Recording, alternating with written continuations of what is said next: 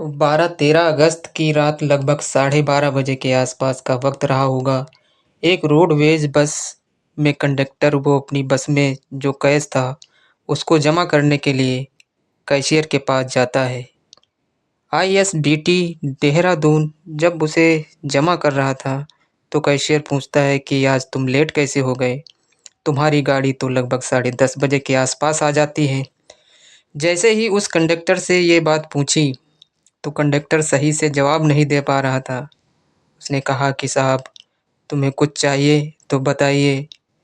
जैसे कैशियर ने ये बात सुनी तो कैशियर थोड़ा सकपका जाता है कि किस चीज़ की बात कर रहे हो? उसने कहा।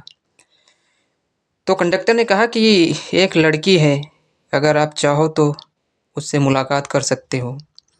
जैसे ही कंडक्टर ने उस कैशियर से ये बात कही तो कैशियर ने सारे कैश को ऐसे ही किसी के हवाले छोड़ दिया और कहा कि मैं कुछ देर में अभी आता हूँ।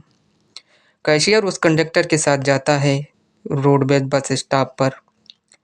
देहरादून की एक बस खड़ी हुई थी। जैसे ही उस बस के अंदर प्रवेश करता है तो देखता है कि दो ड्राइवर एक लड़की के साथ, जिसकी उम्र लगभग 16 साल के आसपास रही होगी, उसका बलात्कार कर रहे थे।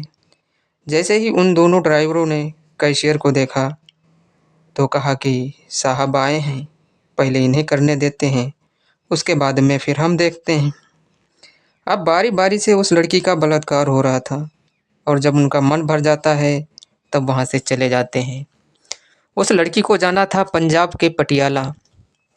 यदि पटियाला की बस मिल गई होती तो इस गार्ड की उस लड़की पर नज़र ही न पड़ी होती तो शायद कभी भी ज़िंदगी में ये केस खुलकर सामने नहीं आता। जहाँ जहाँ तक इस केस की गूंज फैलती है, जहाँ जहाँ तक लोगों ने इस केस के बारे में जाना, उन लोगों के अंदर से एक सिहरन सी पैदा हो जाती है। ऐसा लगता है कि वो जो इंसान नहीं, इंसान की शक्ल में दिखने वाले जानवर जैसे लोग लगते हैं। आज की कहानी सुनने के बाद शायद आप लोगों को भी इंसानियत बड़ा आभास होगा। तो आदाब, नमस्कार, सत श्री अकाल। मैं एएस खान।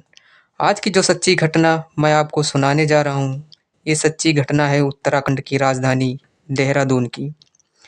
दून आईएसबीटी पर एक गार्ड लगातार एक लड़की को देख रहा था। वो लड़की थोड़ा असहज सी हो रही थी। कभी कभी अपने शरीर को, कभी अपने कपड़ों को संभालने की कोशिश कर रही थी। ऐसा लग रहा था जैसे कि वो बहुत ज़्यादा परेशान है। मानसिक स्थिति उसकी ठीक नहीं लग रही थी। गार्ड इससे पहले उससे कुछ पूछता, उस लड़की ने कहा कि उसे पंजाब जाना है। बस कितनी देर में जाएगी? वहीं पास में ही एक व्यक्ति मैगी बना रहा है। उसकी छोटी सी एक शॉप है और उस लड़की के इर्द गिर्द एक संदिग्ध व्यक्ति था जो लगातार इधर उधर घूम रहा था। वो लड़की के पास जाने की कोशिश कर रहा था। गार्ड को ये सब बातें अटपटी लग रही थीं, अजीब लग रही थीं। तभी वो वहाँ से हटता है और 1098 यानी कि चाइल्ड हेल्पलाइन पर फ़ोन करता है और कहता है कि साहब, इस आईटीबीटी के प्लेटफार्म नंबर 12 पर एक लड़की खड़ी हुई है, कुछ अजीब लग रही है। आकर आप देखेंगे तो हो सकता है कि आप कुछ बेहतर समझें। उसके कुछ देर बाद पुलिस आती है और चाइल्ड हेल्पलाइन की टीम भी पहुंच जाती है। उस लड़की को अपने साथ लेते हैं। उस लड़की की मनोदशा कुछ अच्छी नहीं थी। उससे वो जो सवाल पूछ रहे थे उसका वो सही से जवाब नहीं दे पा रही थी। उससे पूछा कि तुम कहाँ की रहने वाली हो? तो बताती है कि मैं पंजाब की रहने वाली हूँ, वहीं जाना चाहती हूँ। लड़की को भूख लगी थी, उसे खाना खिलाया, उससे बातचीत की, फिर उसे वो अपने घर ले गए। वो घबरा रही थी क्योंकि 16 साल की वो लड़की थी और वो समझ ही नहीं पा रही थी कि वो एक अजीब सी दुनिया में घूम रही थी और अजीब अजीब तरह के लोग मिल रहे थे और वो जब पुरुषों को देखती थी तो डर जाया करती थी। 2-3 दिन लगातार पूछने के बाद उसने कहा कि उसके साथ में गंदा काम हुआ है और किसने गंदा काम किया है ये बताने की स्थिति में वो थी ही नहीं। आखिरकार पुलिस ने उसी तारीख में वापस जाते हैं, यानी कि 12-13 अगस्त 2024 की उस रात में, जिस रात को वो लड़की मिली थी। और आईएएसबीटी के उस देहरादून बस स्टैंड पर जितने भी सीसीटीवी कैमरे लगे हुए थे उन कैमरों को बारीकी से खंगाला जाता है। वो संदिग्ध व्यक्ति जो उस लड़की के इर्द-गिर्द घूम रहा था, वो व्यक्ति आस-पास कहीं और भी दिखाई देता है। उस व्यक्ति का फ़ोटो निकलवाया जाता है और रोडवेज़ डिपो में जितने भी लोग काम कर रहे थे, उनको फ़ोटो दिखाया जाता है और वो कहा जाता है कि क्या तुमने इस व्यक्ति को देखा है? तब अलग-अलग लोगों ने कहा कि हाँ, हम इसे जानते हैं और जैसे ही उसके बारे में पता किया, तो उस व्यक्ति का नाम, उसका पता जब निकल कर सामने आता है, तो पुलिस उसे गिरफ्तार कर लेती है। गिरफ्तार कर लेने के बाद अब उससे पूछते हैं कि आखिरकार क्या माजरा है, पूरी कहानी क्या है, तुम अपने आप से बताओगे, प्यार से बताओगे या फिर जो मैं पुलिस का तरीका है उससे बताते हो। तो पुलिस ने जब उससे सख्ती से पूछताछ की तब उसने एक कहानी सुनाई, जिस कहानी को सुनने के बाद शायद आप लोगों को बहुत बुरा लगेगा और इंसानियत से शायद भरोसा उठने की पूरी-पूरी संभावना होगी। तो 12 अगस्त 2024 की ये बात है। शाम के लगभग 4 बजे के आसपास का वक्त था। दिल्ली के कश्मीरी गेट पर एक लड़की खड़ी हुई थी। वो पूछ रही थी कि भैया मुझे पंजाब के पटियाला जाना है, मैं कौन सी बस पकड़ लूँ? अब उस आईटीबीटी पर सैकड़ों नहीं हज़ारों बस खड़ी रहती हैं, अलग-अलग दिशाओं में जाती हैं। वो लड़की थोड़ा कन्फ्यूज़ थी, परेशान थी कि किस बस में जाके बैठूँ। जिस व्यक्ति से पूछा जाता है उसने कहा कि तुम परेशान मत हो, ये जो सामने बस खड़ी हुई है, इस बस में बैठ जाओ। अब दिल्ली से वो बस देहरादून के लिए चलने वाली थी। उस लड़की को उस बस में बिठा दिया जाता है। कोई किराए की फ़िक्र नहीं थी। आराम से उस लड़की से कहा जाता है कि जब भी तुम्हारा स्टेशन आएगा, जहाँ तुम जाना चाहती हो, मैं तुम्हें बता दूँगा, तुम उतर जाना। अब धीरे-धीरे करके वो बस चलने लगती है। बस रात के 10:30 बजे के आसपास उत्तराखंड की राजधानी देहरादून के बस स्टैंड आईएसपीटी वहाँ पर जाके रुक जाती है और जब एक-एक सवारी उतर जाती है, वो लड़की अकेली थी। कंडक्टर और ड्राइवर उस बस के उस लड़की के पास जाते हैं और कहते हैं कि तुम्हारा स्टॉप बस आ ही चुका है, बस एक और बस बदलनी है, थोड़ी देर की बात है, तुम थोड़ी देर हमारे साथ वक्त गुजार लो। अब दोनों कंडक्टर और ड्राइवर उस लड़की के पास जाते हैं, उसके अंगों को छूने लगते हैं, उसे परेशान करने लगते हैं, उसके जिस्म से कपड़े उतार कर अब वो उसके साथ में गंदा और घिनौना कृत्य करने लगते हैं। उन्हीं के ठीक बराबर में एक और बस खड़ी हुई थी, जो कि ऋषिकेश से दिल्ली के लिए दिल्ली वाली रूट पर चलती थी।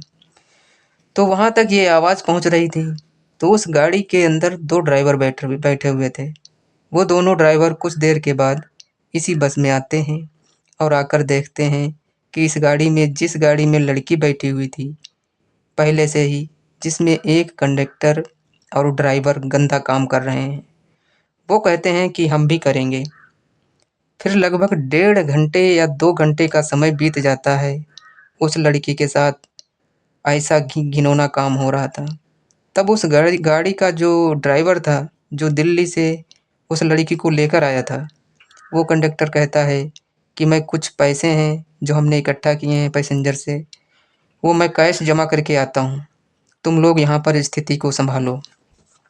और फिर वो कैशियर के पास जाता है और जब वो अपना कैश जमा कर रहा था, तो कैशियर बोला कि तुम्हारी गाड़ी तो दिल्ली से रात को 10:30 बजे के आसपास आ जाती है, तो इस टाइम तक तुम क्या कर रहे थे?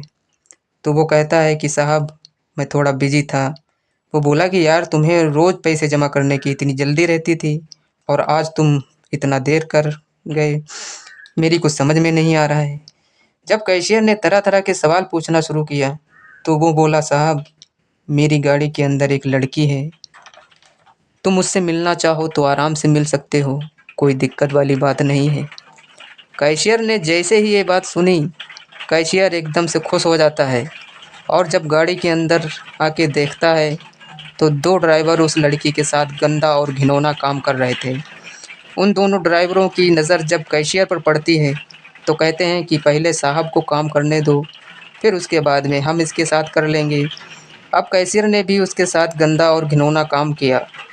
यानी अब पाँचों मिलकर उस लड़की के साथ बारी-बारी से सामूहिक बलात्कार कर रहे थे।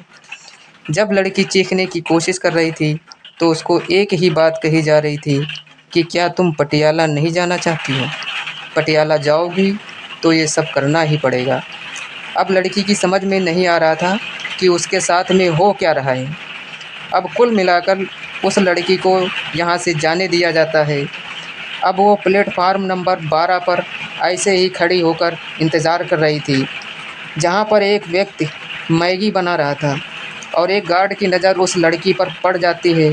और जो संदिग्ध कंडक्टर था, जो उस लड़की के इर्द गिर्द बार बार घूम रहा था, क्योंकि वो उस लड़की को वहाँ से हटाना चाह रहा था कि वो लोगों की नज़र में ना आए, लेकिन उस गार्ड ने सूझबूझ का परिचय दिया, 1098 पर फ़ोन कर दिया और फिर पुलिस भी मौके पर आती है और पांचों व्यक्ति को सीसीटीवी के आधार पर पहले उस कंडक्टर को पकड़ा जाता है जो संदिग्ध था, और उसके बाद फिर पांचों व्यक्ति पकड़े जाते हैं। और पांचों के पांचों व्यक्ति के नामों की बात करें तो एक का नाम धर्मेंद्र कुमार होता है, जिसकी उम्र 32 साल के आसपास होती है, जो कि हरिद्वार का बंजारा गांव लगता है, बुग्गावाला के पास, वहां का वो रहने वाला होता है। साथ ही हरिद्वार के भगवानपुर का रहने वाला देवेंद्र, जिसकी उम्र 52 साल के आसपास होती है। एक उत्तर प्रदेश के फर्रुखाबाद के नवाबगंज का गांव सिला का रहने वाला है, रवि कुमार होता है। साथ ही हरिद्वार के बंजारा वाला गांव का रहने वाला राजपाल, जिसकी उम्र 57 साल के आसपास होती है। और देहरादून के पटेल नगर का रहने वाला राजेश कुमार होता है। इन पांचों को पुलिस ने गिरफ़्तार किया और गिरफ़्तार करने के बाद इनसे बारी बारी से पूछताछ की, तो वाकई सचमुच इस घटना के बारे में पता चलता है तो लोग सिहर जाते हैं। अब उस लड़की के बारे में पता किया जाता है कि वो कहाँ की रहने वाली है, तो लड़की ने बताया कि वो पंजाब के पटियाला की रहने वाली है। लेकिन उसकी जब जांच पड़ताल करते हैं तो पता चलता है कि उत्तर प्रदेश के ज़िला मुरादाबाद का एक थाना लगता है मुड़ा पांडा, और मुड़ा पांडा थाना क्षेत्र का एक गांव लगता है, उस गांव की वो लड़की रहने वाली होती है। अब देहरादून की पुलिस ने उस लड़की के गांव में जाकर उसके माता पिता से संपर्क किया, जबकि अब तक वो लड़की कह रही थी कि मेरे माँ बाप दोनों मर चुके हैं, जबकि माँ बाप भी दोनों ज़िंदा हैं। भाई उसका रामपुर में मज़दूरी करता है। अब उस लड़की के माँ बाप से पूछा गया कि तुम्हारी लड़की है कहाँ पर, तो उन्होंने बताया कि लगभग 12 दिन पहले वो लड़की यहाँ से निकल चुकी है। इससे पहले भी वो 1-2 बार गई है, लेकिन इस बार कब कैसे निकल गई, हमने उसे हर जगह तलाश किया। अब वो माँ बाप को लड़की के पास लाया जाता है,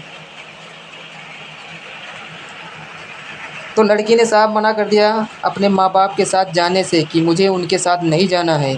तो फिर जांच पड़ताल में पता चला कि माँ बाप की भी मनोस्थिति ज़्यादा अच्छी नहीं है।